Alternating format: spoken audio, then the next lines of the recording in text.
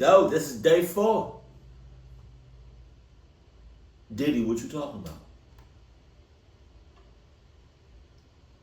Day 4 of Diddy's trial, Cassie is back on the witness stand, but this time it's for cross-examination. Diddy's attorney, Ana Esteban, started off questioning Cassie, trying to show that they had a loving relationship. He began by asking Cassie if she had loved Diddy, to which she replied, "I did." When asked, "Did you believe he loved you too?" she also replied, "Yes." Defense then showed emails and BlackBerry messages sent between the two from 2008 to 2010. Text messages were filled with affectionate language, and Cassie calling Diddy Pop Pop, and he calling her baby girl. In one of the text messages, she wrote, "I miss you so much and I'd fly wherever you needed me." He replied to that message saying, "I love you so much, it makes me cry." Asked what drew her to Diddy early on, she said he was charismatic, sweet, and attentive. He admitted that the start of the relationship was fast-paced and even scary, but said that she fell in love with what she thought was his real personality. When asked, "So when he cheated on you, it hurt?" she said, "Not every time, but especially early on." The attorney did try to emphasize Cassie's desire for Diddy's attention and validation by reading an email in 2010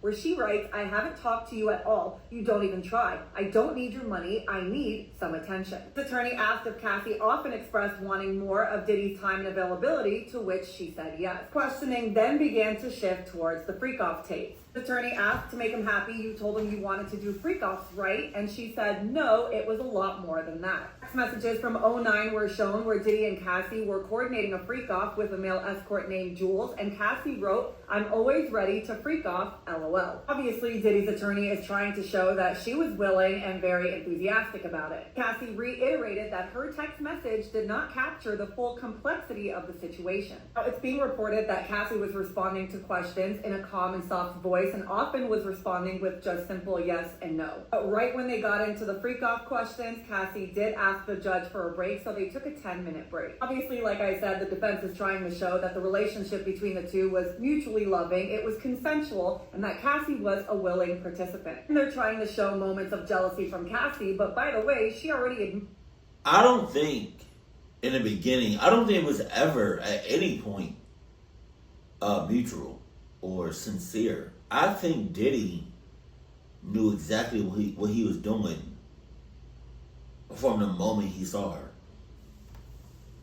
that in her testimony. When it comes to the jury, it's being said that they're being attentive and neutral, and now they're back in the courtroom, so I will be back with another update. The room took a break for lunch, and as you know, earlier today, Cassie had asked for a short break, and when she came in, she was seen holding prayer beads in her hand. Defense wasted no time after the break, jumping right into showing text messages saying that Cassie was basically a willing participant in the freak-off. You can see a text exchange between Diddy and Cassie where he says, "I miss you already, when do you want to freak off?" And she says, "I'm just going up to change. I'm always ready to freak off." Then asks her to choose the day, name the night, and continue reading. I'll move out the way. When he mentions how he wishes Jules was there, she said they could reach out to him, and he says, "Call him now, please." There's another text message from 2009 shown to the jury where she said, "I can't wait either," and said she was going to Dwayne Reed to grab candles to set up the room. Again, remember in her testimony, she had already admitted to all of this. And asked if she had deleted videos from her devices, she said yes, but then they pulled up a text where she said, "I just deleted our little video, it was dope." And they're trying to paint the narrative that she loved it, she was doing it, she was a willing participant. Don't forget what Cassie said in her testimony, that at the start of their relationship, yes, she did do it willingly. Then showed another text message from Cassie to Diddy where she says, "When we used to freak off, when we were so in love, it felt right. Now I get nervous that I'm just becoming the girlfriend that you get your fantasies off with." The attorney asked if she felt like Diddy only saw her as a sexual object, to which she said that was a concern. Cassie testified during cross that she would sometimes wear wigs and masks because she didn't want people to know about them. That goes with what the second witness said, because if you remember, he said when he showed up to the hotel, she was wearing a red wig. Asked if Diddy's assistants helped set up with these sessions, she said with everything. At this point, things pivoted and they started talking about her relationship that she was in when she met Diddy. Remember, Diddy is 17 years older than Cassie, and this man, who is a producer dancer named Ryan Leslie was 10 years older than Cassie. At some point, Cassie performed on 106 in Park, and the performance didn't go well. After that happened, she said she and Diddy made a YouTube video where Diddy said everybody makes mistakes. Remember, she was in a relationship with Ryan, but at that time, she and Diddy came up with this idea that they should make a flyer and pretend there's an event in Miami so that she could fly out and spend time with Diddy. If you're thinking, what is the relevance of all this? They're clearly trying to paint a picture that Cassie was willing to get with these older established men to try and build her career. If I were the jury, I would think even if that's true, that has nothing to do with the things that Diddy did to her. Then they bring up Cassie's 21st birthday party, to which she was asked who was there. She mentioned Britney Spears and Dallas Austin. She made it clear. Hold on. Bringing up her 21st birthday, and she did all of that before 20. God damn. Diddy was the one that invited them. She didn't know them. When she mentioned Britney's name, my heart skipped because you have no idea the connection here unless you've been following the Britney movement. Britney Spears was put into a conservatorship by Lou Taylor allegedly, and Robin Greenhill was also involved. Lou Taylor was also Diddy's manager, and not only that, she was his accountant. Lil Rod immediately filed a lawsuit against Diddy, I believe, for $30 million right after Cassie did. And guess who he named in that lawsuit, saying they were the ones who were paying off Diddy's workers. Cassie also name dropped Tommy Mottola, and guess who called him the devil? Michael Jackson. And guess who found Michael Jackson when he died? Head of Diddy's security, who goes by the name of the Fixer. Oof, my heart is racing right now, but let's get back to her cross. Jesus. She talked about Diddy's substance use and said that he would do and said that his mood would worsen when withdrawing. Also admitted that she was high during many encounters and sometimes didn't remember who was going in and out of the room, which I know they're going to try and use against her, but she said her privacy was never respected. Asked what would trigger Diddy's nonstop calls, she said anger, doubt when he didn't know where I was, and sometimes cheating. Also admitted that she would send him photos of her outfits and that sometimes he'd give her unsolicited advice,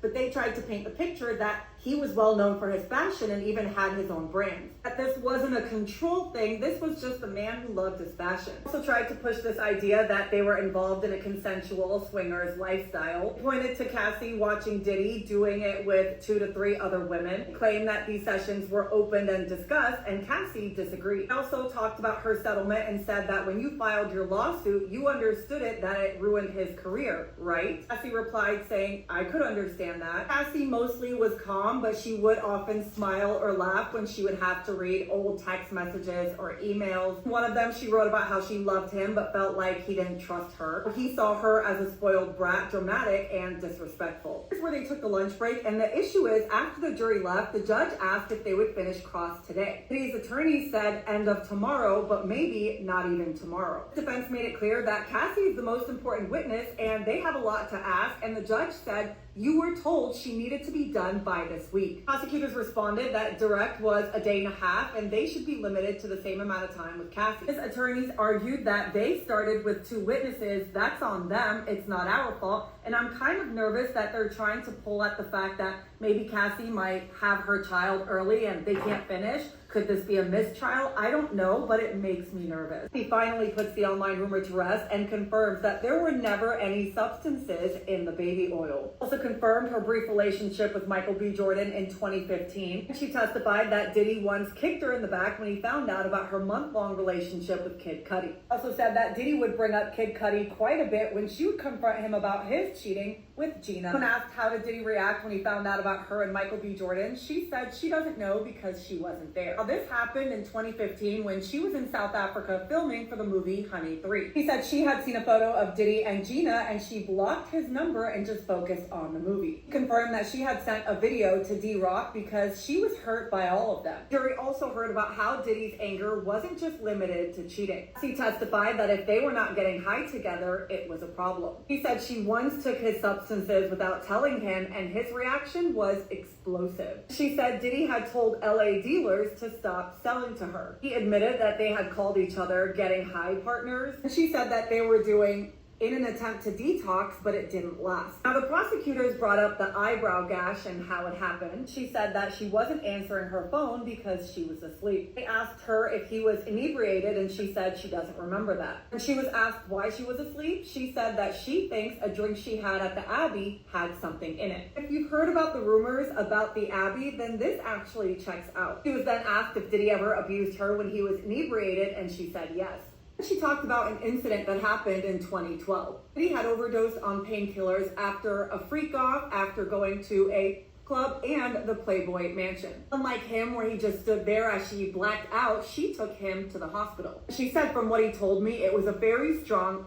We didn't know what was happening. When asked if they were both addicted to painkillers, she said very much so. Now we get into Cassie saying that she had seen Diddy hanging someone over the balcony, and they tried to say that she didn't actually witness it. Cassie testified that she had woken up to seeing it happening. Today, they showed her a text message where she had said she heard about it after the fact. Her response to that was, "I saw what I saw," and they asked her if she was on any substances, to which she said she didn't remember. They were taking a short break, but Cassie is back on the stand, so I will be back later with the final update.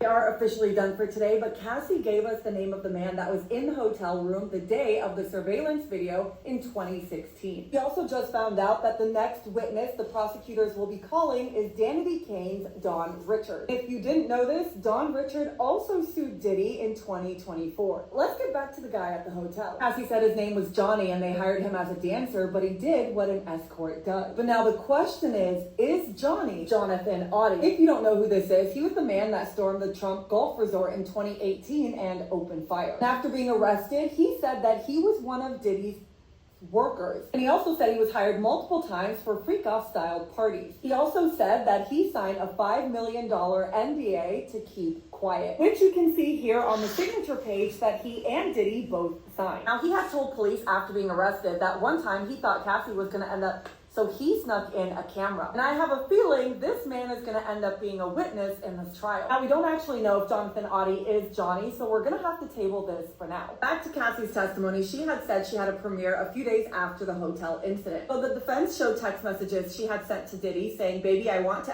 FO so bad," and he replied saying that they could start at 7 p.m. and go until 4 a.m. And he reassured her that she would still have time to rest. He had said to her, "Too bad you have to work, LOL," and she said that it can't happen at her place because her friend Carrie was there. The defense was trying to paint the picture that Diddy was going through withdrawals. They showed a text message where Cassie had told him to stay hydrated and asked if he was feeling better. The defense tried to ask her if Diddy was going through a withdrawal, but the prosecutor objected and the judge sustained, meaning she didn't have to answer. They also tried to suggest that she was the one encouraging it, showing a text message where she wrote, "We can have fun. I don't want you to think I don't want to." But she tells the jury that this was basically damage control. It was a way to avoid setting him off days before the premiere. But she testified that she was just trying to manage him, not initiate anything. And I think anybody with half a brain cell that understands abuse, even if you've never been in it, you can see that. When asked if she remembered the beginning of the freak-off that led to the assault, she said not really. She believes she took this and didn't know if it was a bad batch. During the final moments, the defense tried to circle back to the logistics of that night, but the judge said it was 5 p.m. and that was the end of it. Now, we should be done with Cassie tomorrow, which means we might be hearing from Don Richard. If not, she will be on Monday. Yeah, I think it's about time for Cassie to go ahead and get up off that stand and just out of there and just with her husband and her kids and just get out of there as far away from them as possible. Diddy and all of them. That cannot, all of that trauma, all of that stress cannot be good for the baby. Also, you know how it seemed like Cassie didn't want to have no parts in any way, shape, or form of those freak-offs, like in the beginning, but now it's like, I don't know if she did not want to have parts in the freak-off, but it's like, it seems like she was doing it so much that she either got numb to it or like got used to it and eventually not liked it, but just like, I don't know how to explain to it. It's like after you do something for so long,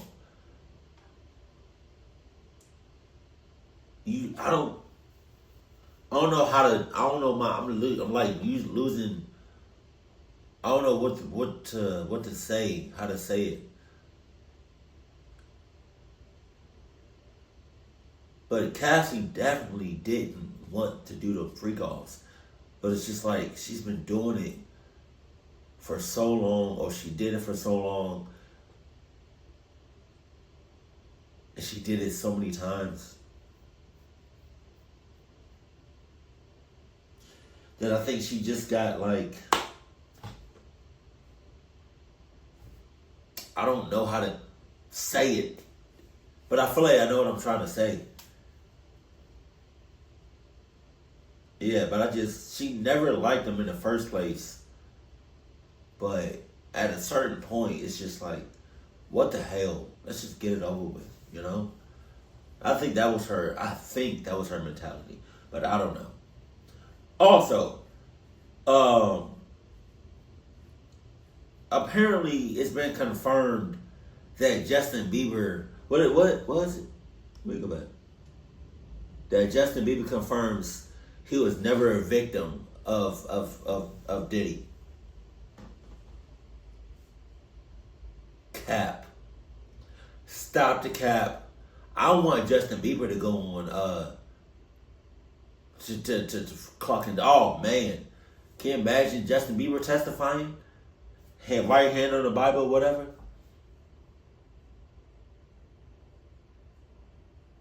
That would be crazy too. I just feel like he was a victim.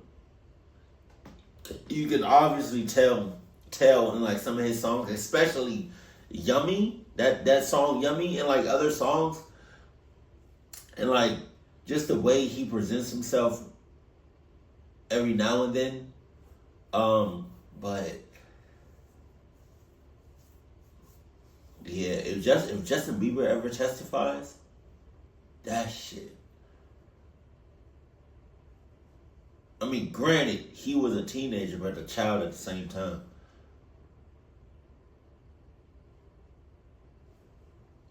Yeah, Cassie. Go ahead and get off them stands. Go home. Go home, please. Don't worry about your babies. Keep it cool, keep it classy, and I love you. Stay happy. My family.